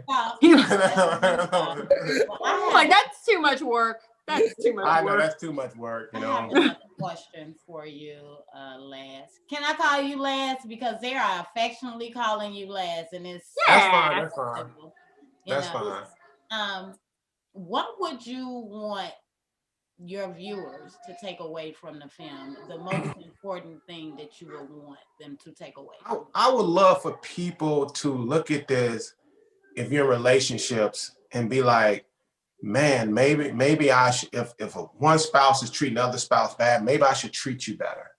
Maybe I should love you better. Maybe we should value each other more. Maybe we should quit sweating petty stuff.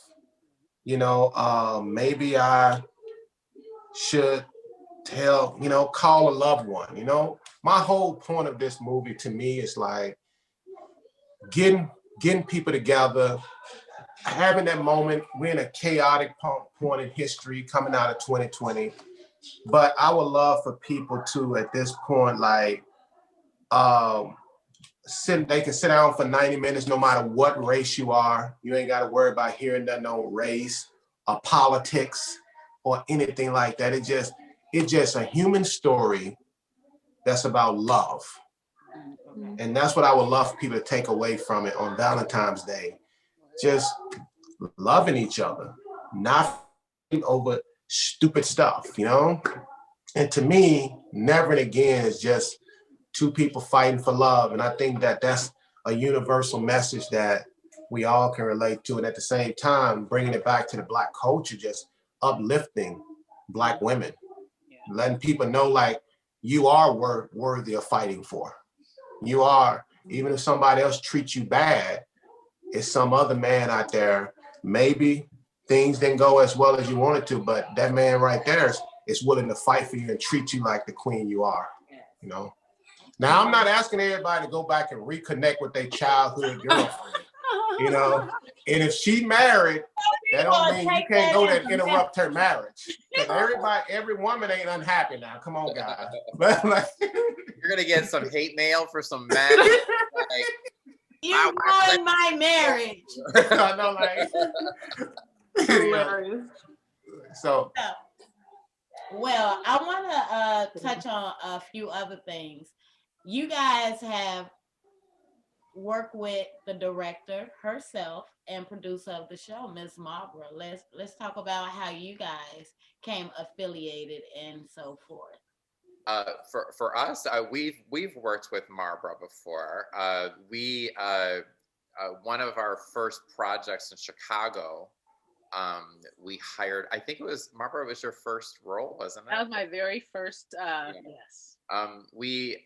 That's what kind of like what we were trying to do in Chicago, is work with people who, because we felt like we weren't being given chances. So we wanted to give people that never really got a chance to perform and kind of give them that option or that chance to do that. So we worked in Orphans of God, which was a short that we did.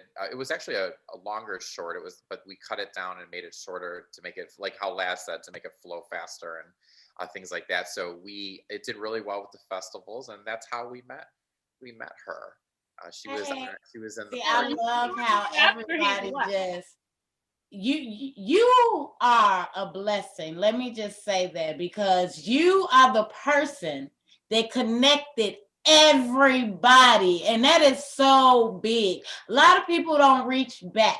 You get what I'm saying? And take people with them. They're so for self. You get what I'm saying? And afraid of missing out on opportunity or being deemed not good enough. So they'll not share. So I want to first commend you on doing that. Always just going back and say, you know what, this person is great and they'll be great for this role. Let me connect you with them, because networking is definitely a big part of the media industry. I feel like the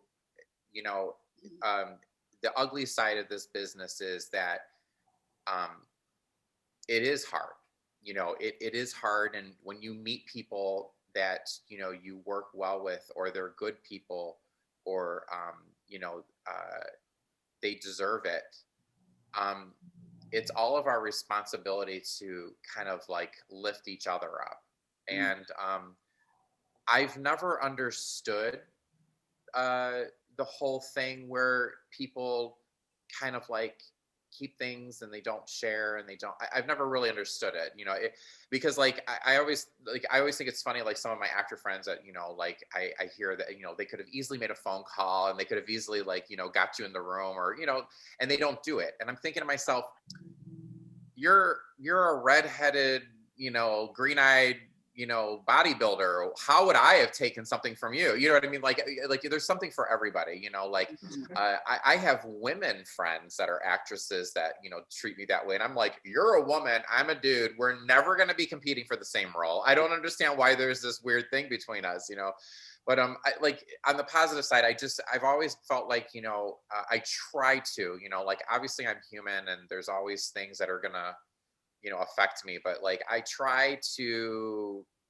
like lift people up, and I hope that it comes full circle. You know, I hope that happens, you know, and I think that this is a really good example. You know, like I said, we came to Los Angeles and we needed, you know, a company that was kind of like a liaison to us because we didn't really know the terrain, and we hired Summer House Pictures to work with us as partners on Halloween. And I think it's kind of like full circle now. You know, Summer House Pictures hired us to come help them with their baby, you know. So not the twins, I'm not helping with them.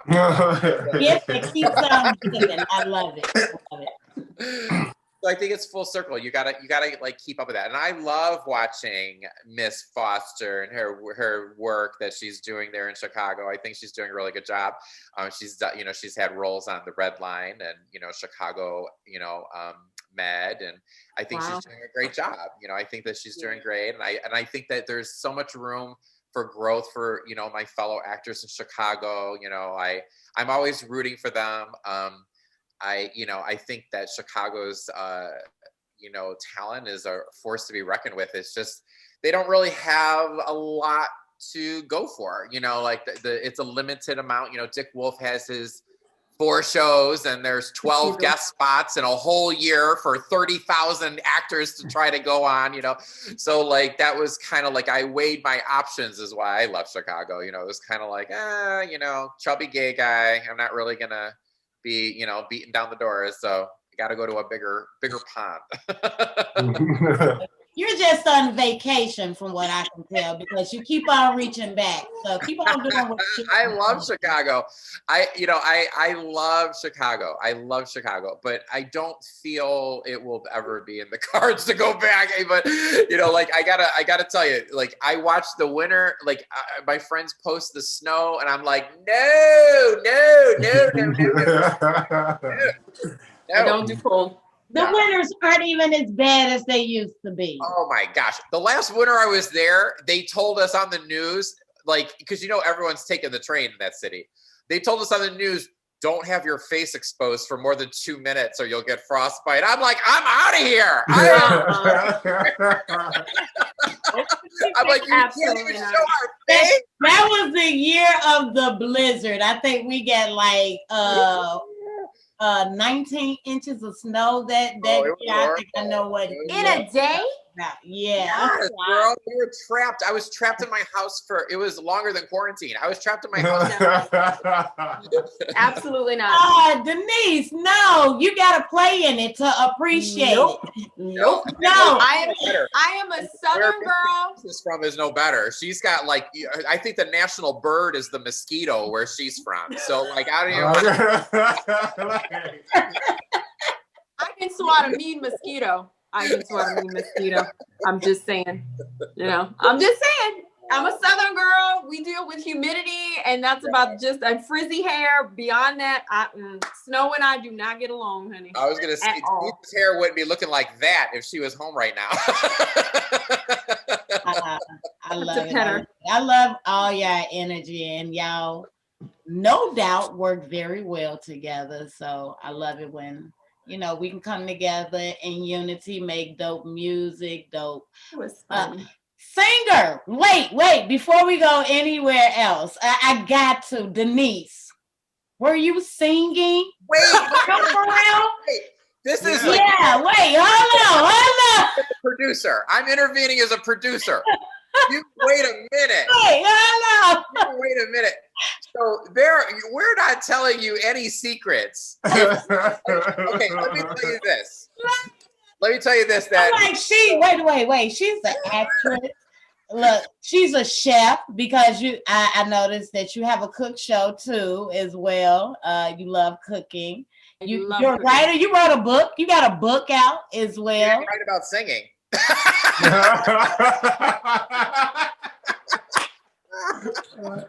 knew it was something I was forgetting to ask. I didn't. You know, the thing about Denise, I didn't know she had that gift too until I said, Denise, should we get somebody else to sing and just over your voice. Denise like, no, I got this. I got it. See? I got it. And then she just came with it and like, I was blown away because I said, we're not going to replace that. I mean, she's unbelievable. And I can't say it. Amazing voice, Denise. Bravo. They call it a triple threat. Butterfly. They call it a triple threat.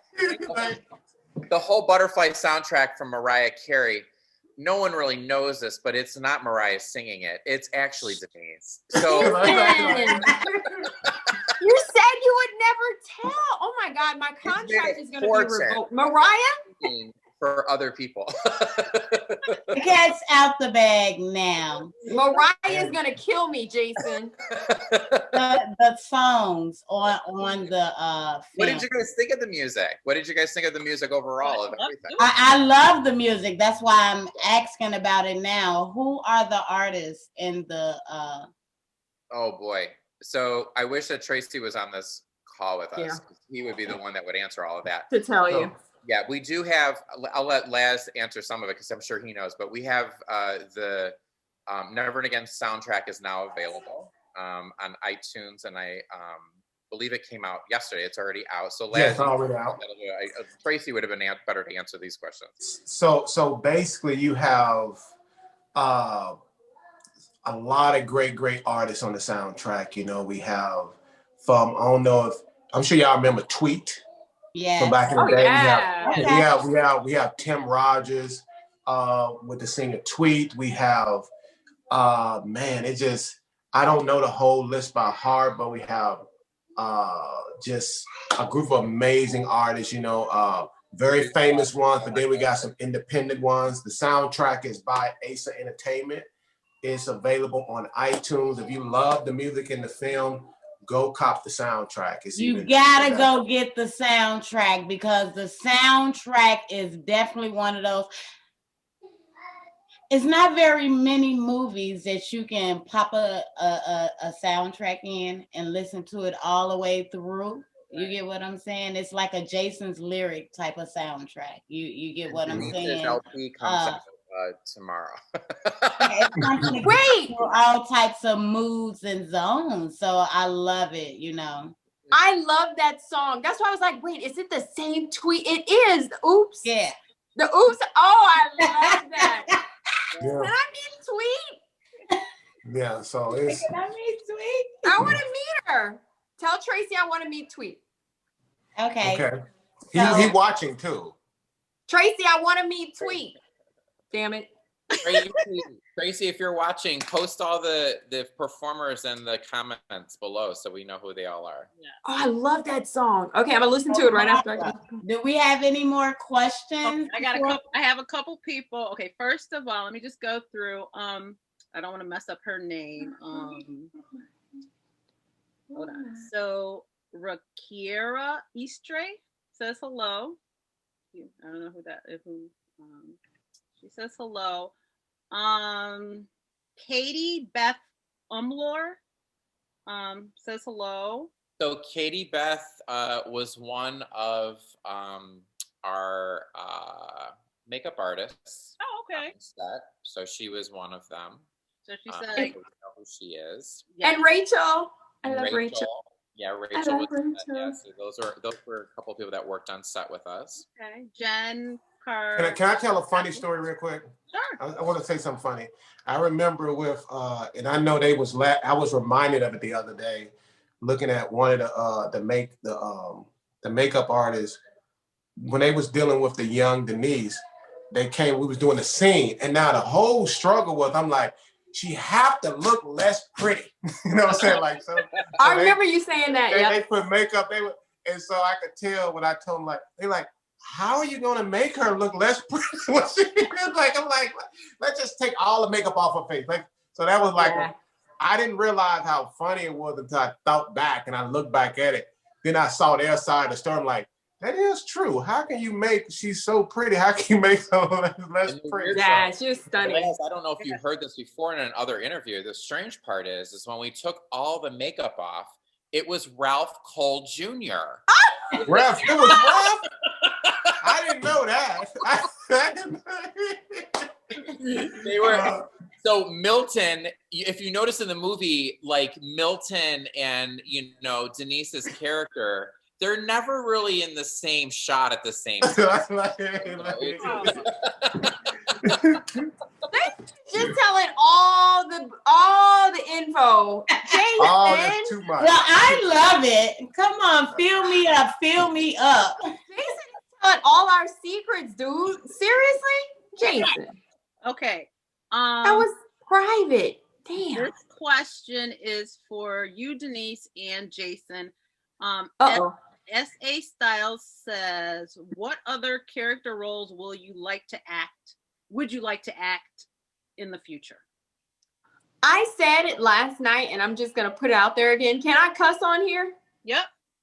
I want to pop a cap in somebody's ass. I want to be gangster. Set it off.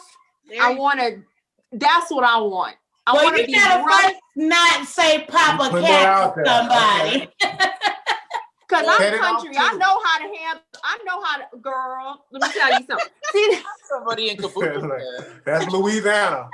That's what I'm saying. People always think I'm so dainty, and I'm just, I want something to where I have to train, okay? And I have to get in order to knock somebody. I would love to do something really physical.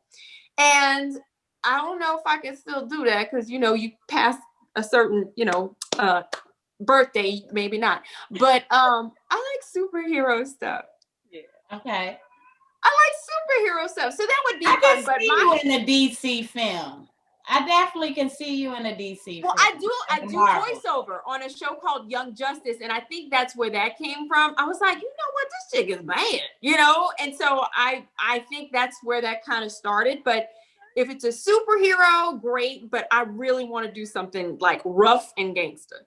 Okay. Love it. I feel you on that. I feel you. Physical, something very physical, something very physical. What about you, Jayson? Okay, Jayson. I like the idea of that really damaged, misunderstood serial killer type character. That's something I've always wanted to do. I've always thought that was kind of cool. I'm a huge fan of Dexter and some of those shows, and I always thought that was interesting that characters that.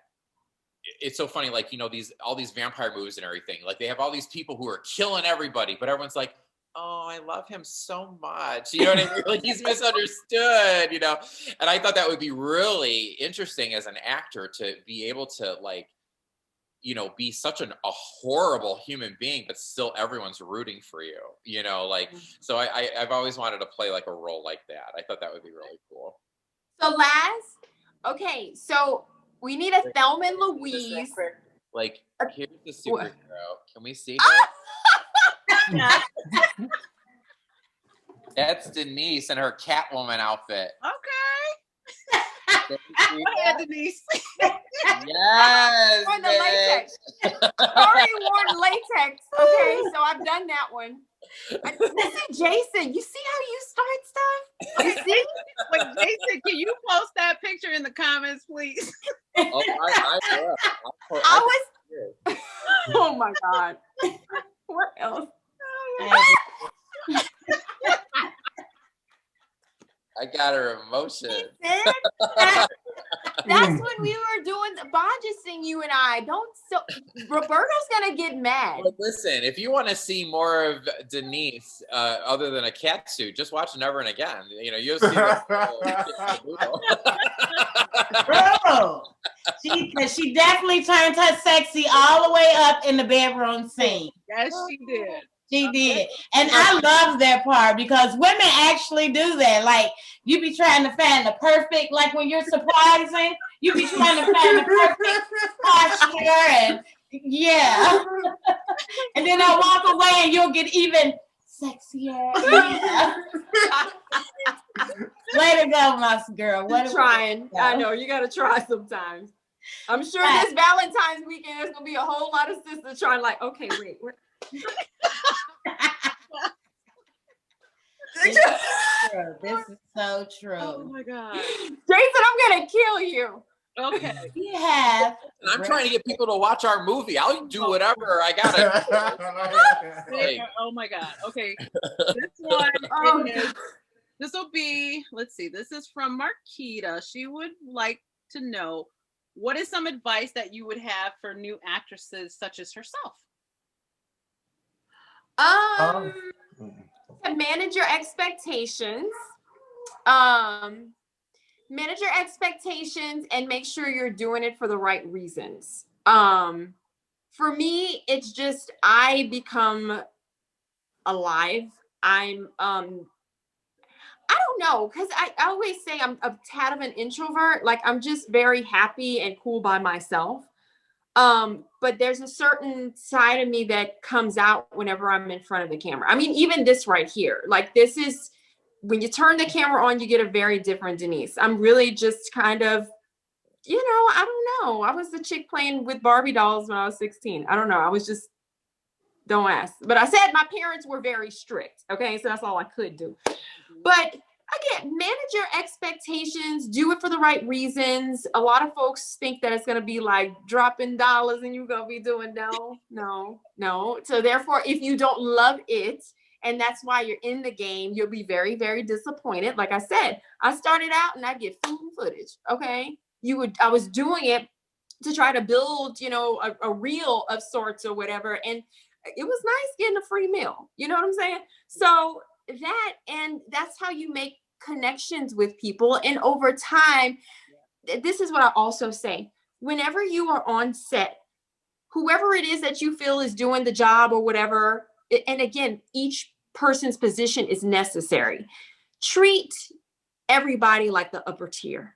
Treat everybody with the same level of respect and give them, show them you appreciate them in some sort of way, because that person you think is doing the lowly job, overnight, that could be the person calling the shots. Right. Now, don't force these relationships, but the thing is, am I still there? Okay. My husband keeps calling. Stop calling me. You have to nurture these relationships also. You know what I'm saying? So it's very important, to be respectful of people, the people that you are working with or whatever, maybe the folks that are hiring you later. So always, always keep that in mind. And again, manage your expectations. Make sure you're doing it for the right reasons. And I guess that's it. And it's work. You know what I'm saying? People think you're going to show up on set. People know when you're not prepared. It's very, obvious, so you have to, do the work. You have to do the work. So, don't think you're going to have an agent right off the bat. That doesn't necessarily happen. A lot of people, there was this chick that did the Salt and Pepper story. She didn't have an agent. She had to do something on that level before she got an agent. I had to do Why Did I Get Married before I got an agent. Thankfully, I had a manager that stuck by me or whatever, but it takes time, so make sure you've got a tough outer core. As you get, those disappointments and stuff, it builds you up.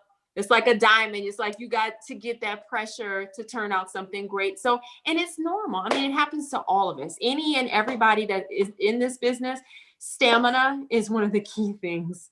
You gotta keep on going. You gotta keep believing in yourself. And sometimes that's the hardest part. You kind of get, and I'm gonna stop.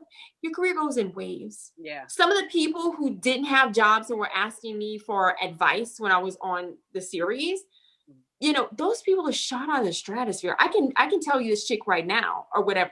Is it okay for me to say? She would ask me for advice or whatever as an actor. I don't know if you know who Tabitha Brown is right now.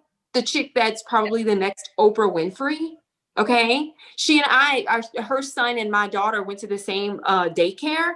And we would also always have conversations. She would ask me for advice. And now I want to ask her for a job. Like, Tabitha is out of the stratosphere, So, I got so many things. And also find another stream of income, because between those jobs, when you're in the valley, you got to have something else to put your, passion into, and something else to keep your spirit right.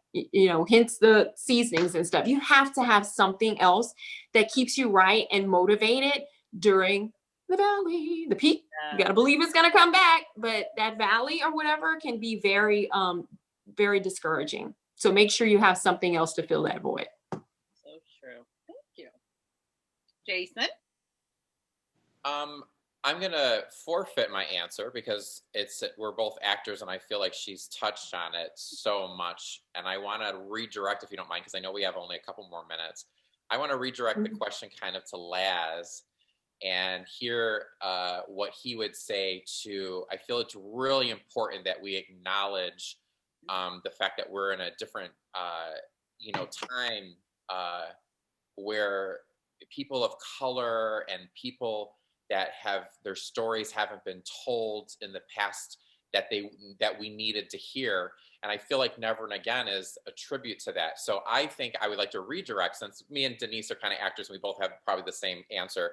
Okay. Laz, what would you tell an inspiring young director, maybe someone of color or someone who feels that their stories aren't worth hearing? What would you say to them? Is that okay that I ask that and we close with that? Good one. A good one. I think that I would tell a young aspiring director or actor, don't start honing your craft when you arrive to LA or Atlanta. The passion, everything should start. Nowadays, you have access to everything, even at the age of 10. If you want to be an editor, you can start editing now. Or if you want to be an actor, don't wait till you get to LA to start training.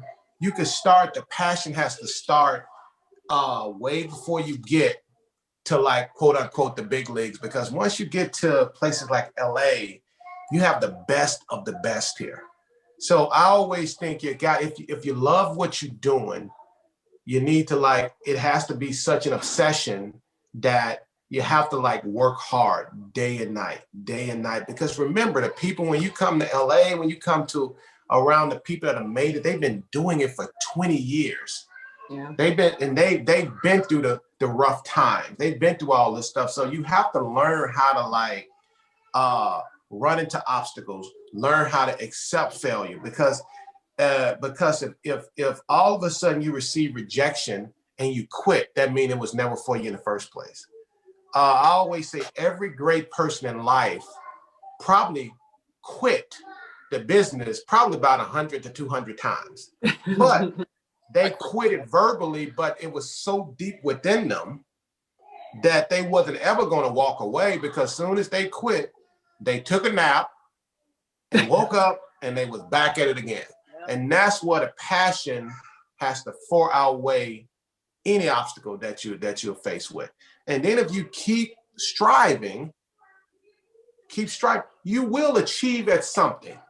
You may not be an A-lister, but you may start booking commercials. Right. You may not be able to edit an Oscar-winning film, but you may become an editor, working your way up, doing film. So my biggest encouragement to people, like they say, manage your expectations. Nobody becomes a success overnight. And if you want it, start now. Start yesterday, working at it. Awesome. Good stuff.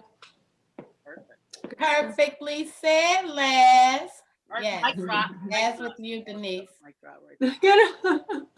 You caught the spirit, girl. Yes, indeed, Mama. I can see you on that. Mama caught the Holy Ghost. Yes, indeed. Ladies, Praise thank you so much for having us. We really appreciate being Oh my God, I enjoyed you guys. I definitely enjoy kicking back some chit chat with each and every last one of you guys. So for those that are just tuning in, we have been kicking back the chit chat with Jayson.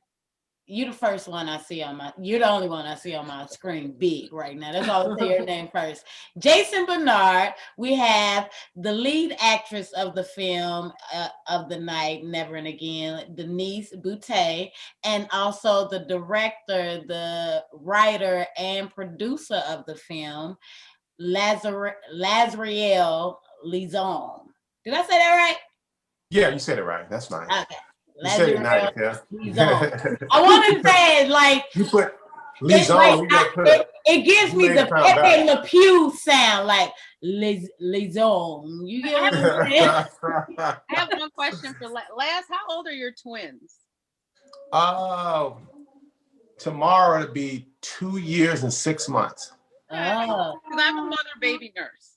That's why. Oh, I'm also a mother-baby nurse. That's why I asked. Ah, Oh, okay. congratulations. Mm, Are in yeah. order. But yes, so we have been kicking it back with the cast. What we need you guys to do is make sure you go check out the film Never and Again. It is a romance, and you can find it on BET Plus and Amazon Prime. It has cast members Denise Boutte, Jayson Bernard. Also, you have Christian Keys, Vanessa Simmons, the Bishop Don Juan Magic Johnson, Willie Taylor, Ella Joyce from, the 90s hit The Rock. I love her. yeah. Love her.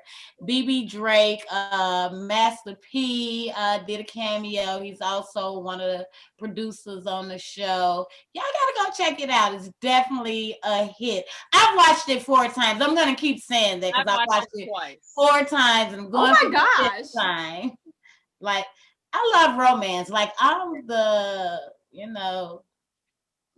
I'm the wishy-washy selfish person that just, I like crying. I like to watch movies that make me cry. I'm like, Well, this is it. This is yeah, it. Yeah. they definitely did that. That's movies that you can relate to, because I was balling with you, Denise, and some of them those scenes. Oh, Yeah. thank you, girl. Thank you. I was So like, yeah, y'all make sure y'all go check that I did film want to- out today. That one scene, though, I don't want to give out anything out. I want to be you know who. I don't want to get that part out. I want people to say, yeah. I was like, Oh, that. Oh, yeah. Oh, yeah. Oh, girl. Ladies, thank you so much for having us. Thank you guys. You're so Thank you. you, Barbara, for having me as a guest host on your show. Sure. Thank you guys for allowing me to pick your brains and stutter here and there, because y'all make me all nervous and stuff. It's all star-studded up here. I'm like, oh my God, I got celebrities in the building. Yes. Thank you guys so much for having us. Thank you everyone for watching. Pleasure. Signing out from us. Watch Never and Thank Again. you. Never Never again. again. Bye-bye. Bye-bye.